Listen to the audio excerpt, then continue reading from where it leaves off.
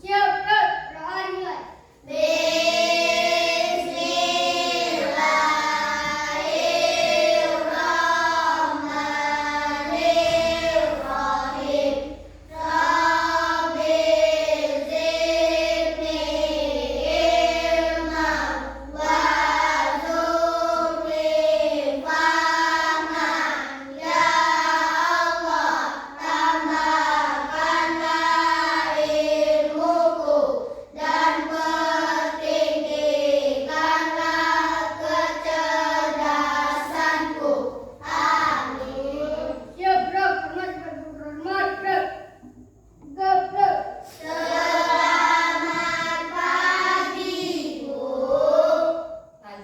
Sebelum kita mulai belajar, kita seperti biasa menyanyikan lagu Indonesia Raya. Ayo semuanya berdiri.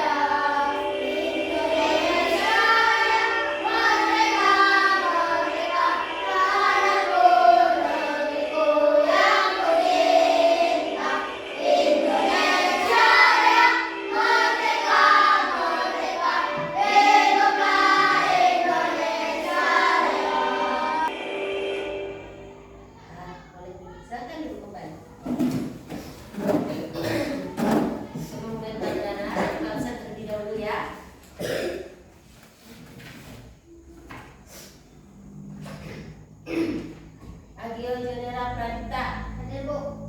Alvaro Subara, Hadir, Bu. Andrio Ferdian Anggazali, Hadir, Bu. Aprilia Dwi Salsabila, Hadir, Bu. Diajeng Cahyani Putri, Hadir, Bu. Ezekiel Basil Aska, Hadir, Bu. Jessica Khairunisa, Hadir, Bu. Roni Anggoro, Hadir, Bu. Satria Panca Sukma, Hadir, Bu. Tria Maharani. Hadir. Hadir, Bu. Nah, sekarang hari ini kita belajar coding. Seperti minggu kemarin, kita sudah belajar tentang pengenalan apa itu kecerdasan artifisial, coding, dan kecerdasan artifisial. Kecerdasan artifisial itu adalah kecerdasan buatan. Apa itu kecerdasan artifisial? Siapa yang tahu? Iya, dia. Kecerdasan yang menimbulkan manusia. Kecerdasan yang memberikan kecerdasan manusia, ya bagus. Contohnya apa? Kalau yang masih ingat pelajaran minggu kemarin, ayo contohnya kecerdasan buatan apa? HP. Oh iya bagus. Ada lagi yang lain? Alat elektronik yang kamu pakai di rumah apa? Ya bagus. Itu termasuk ke dalam kecerdasan buatan juga, karena dia kan bisa kerja sendiri mesin cucinya, ya kan? Itu sekedar flashback ke minggu kemarin. Nah hari ini perhatikan ibu, kita masuk ke konsep dasar berpikir komputasional. Jadi artifisial itu, kecerdasan artifisial itu cara berpikirnya komputasional namanya. Ini ibu jadi tujuan pembelajaran kita hari ini adalah mengetahui definisi berpikir komputasional. Kamu tahu apa itu yang disebut dengan berpikir komputasional? Kemudian mengenal prinsip dan karakteristiknya. Apa saja prinsip-prinsipnya? Ciri-ciri dari berpikir komputasional tersebut. Kemudian menjelaskan dengan hubungan dengan berpikir logis, menerapkan konsep dalam kehidupan sehari-hari. Ya. Apa itu berpikir komputasional? Cara berpikir sistematis, logis, kreatif untuk memecahkan masalah. Nah, sekarang ibu tanya pertanyaan yang pemantik sekarang. Biasanya masalah apa yang kamu sering temui? Sebut aja, coba sebut. Nah, bagaimana cara kita berpikir supaya komputasional tersebut? Nah, di sini ada pertama dekomposisi. Apa namanya? Dekomposisi. Ya, dekomposisi itu memecah masalah menjadi bagian kecil. Ibu ada video contoh. Misal contohnya kamu membuat nasi goreng. Ada yang sering bikin nasi goreng? Ada. Nah, yang perempuan, yang laki nggak bisa bikin nasi goreng? Bisa. Lihat sini ya. Contoh memasak nasi goreng. Lihat video.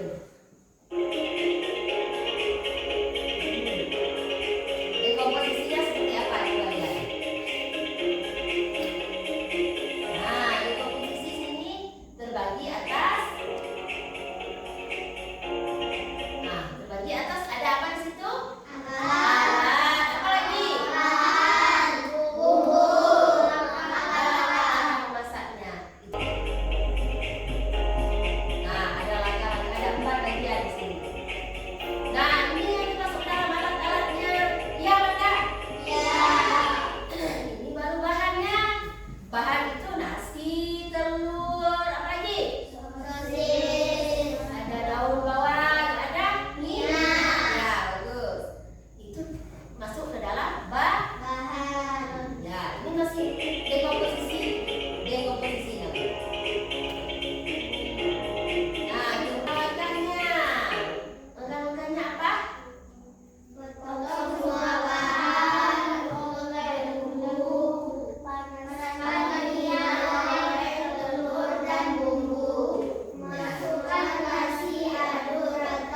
Dan cek rasa. Setelahnya udah selesai. Itu contoh dekomposisi. Pernah ke pasar?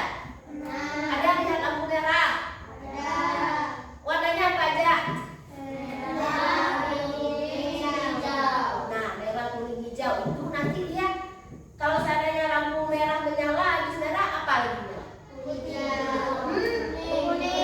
Kuning. Artinya kalau kita merah, kalau kuning udah nyala berarti bentar lagi mau hijau. Kuning artinya apa? Hati. Karena hijau mau nyala nih, jadi kuning dulu. Kita dikasih aba-aba hati-hati karena warna hijau bakalan nyala, lampu hijau nyala. Artinya kita udah mulai berjalan. Iya. Kemudian yang abstraksi. Fokus pada hal penting. Nah, abstraksi. Misalnya kamu mau sekolah tadi pagi, pengenalan bola. Abstraksinya di mana? Kamu seharusnya mau sekolah kan sarapan, pakai baju sarapan langsung sekolah kan?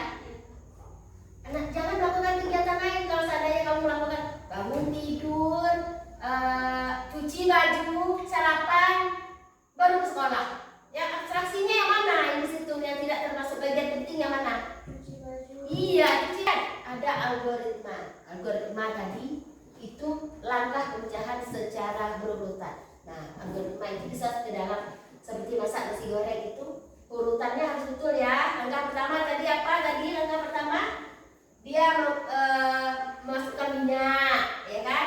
Kemudian menggoreng telur. Urutannya harus runtut. Kalau seandainya kamu urutannya tidak runtut akan salah. Nah, sekarang kita kasih tugasnya per kelompok. Di sini kalian mengisi tentang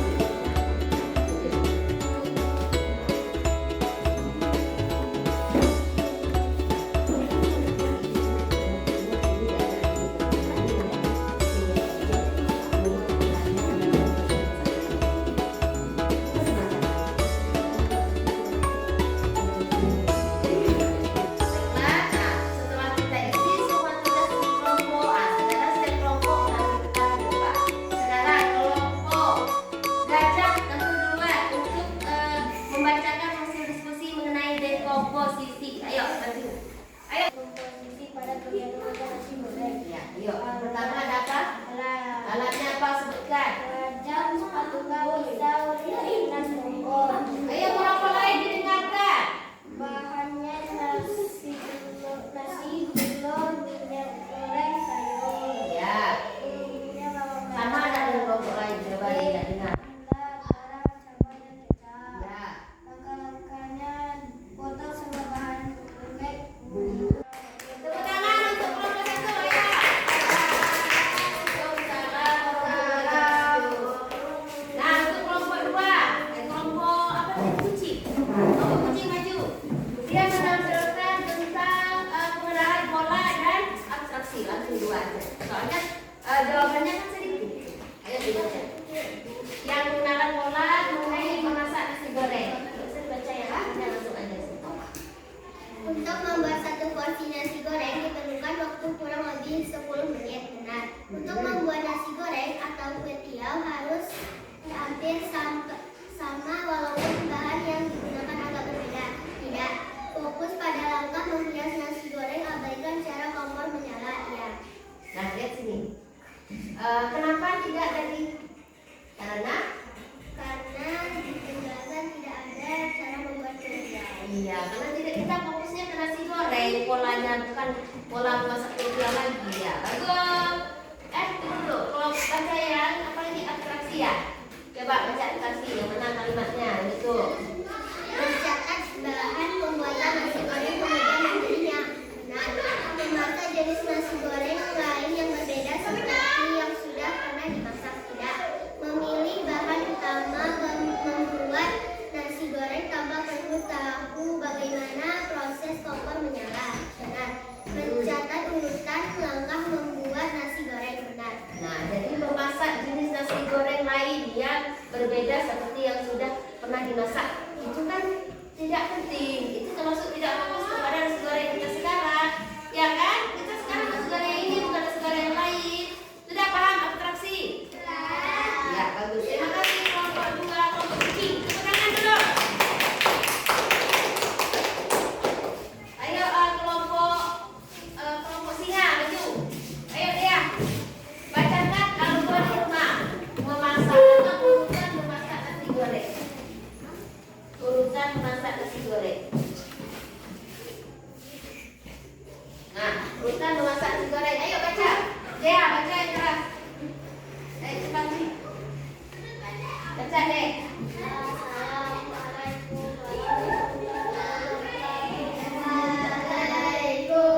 Waalaikumsalam warahmatullahi wabarakatuh. Algoritma adalah kemampuan membuat tahapan demi tahapan penyelesaian masalah. Urutan tahapan algoritma mulai panaskan minyak, tumis bumbu, masukkan nasi ke wajan, aduk nasi dan bumbu sampai merata, angkat nasi dan siapkan. Betul itu urutannya? Betul. Ya, jadi sesuai dengan urutannya memasak itu harus ada algoritmanya, ada urutan yang sesuai memasak. Ya, nasi gorengnya jadi. Tepuk tangan. Sudah selesai kita buat tugasnya, kita ikuti dulu dengan semangat. Ayo berdiri. Masih ingat tentang pengenalan pola kita 1 plus 1? Nah, kamu ingat gerakannya seperti apa? Gambar angka 1 gimana, 2 gimana? Ayo. 1, 2, 3. 1 plus 1 equals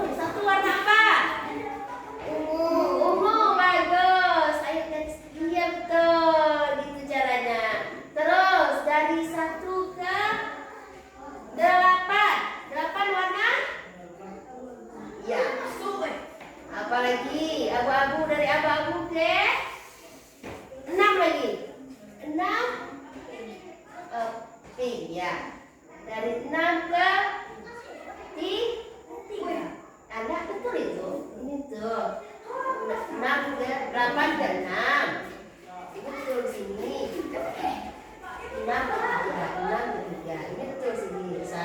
Nah, terus dari 6 yang ini kan? Ketiga mana? Ya, bagus. Betul. Mau lagi? Mau maju lagi? Mau. Ayo kita pakai dedek lagi. Ya. Siapa lagi yang berikutnya nih? Ya, ada Krisnya. 1, 2, 3. Ayo.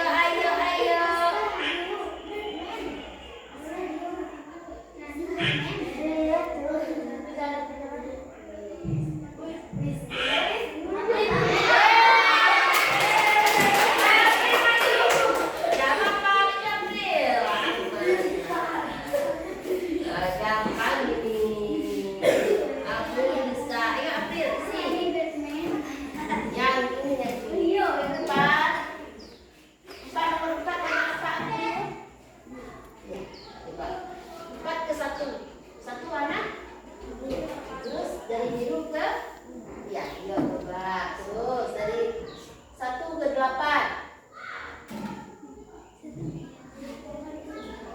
Bukan. Dari sini lagi, dari 1 sini. Ya kalau sudah dari 1 dia ke 8 lagi.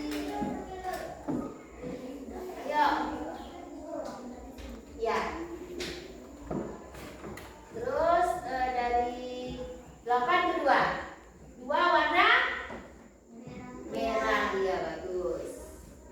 Dari 2 ke 5. 5 warna orange. Ya. Terus dari 5 ke 7. 7 warna hijau. Ya, bagus. Ini namanya pengenalan pola warna. Dan kamu fokus warna apa, kamu tahu nanti dari angka berapa ke angka berapa. Itu maksudnya kode warna. Ya. 5 ke 7. 5 ke 7. Bagus. Dari 7 ke 9. 8. Tidak ada 9. 8 aja. Ya. Dari 8 ke 2. Ya, begitu polanya. Sudah habis kan? Sudah. Bagus. Terima kasih. Sekarang kita ada satu contoh terakhir tentang kegiatan pengenalan pemahaman berpikir komputasional. Nah, jadi ini dalam gerakan kita SBT. Nah, gerakan pertama dia ada apa? Coba berdiri semuanya, berdiri. Ayo. Nah, jadi gerakannya seperti apa tadi? Yang pertama ini gini terus dia ada ini 2 kali ke sini, 2 kali ke sini, terus dia gini lagi. 1. Suaranya jangan lupa. 4, 5, 6, 7, 8.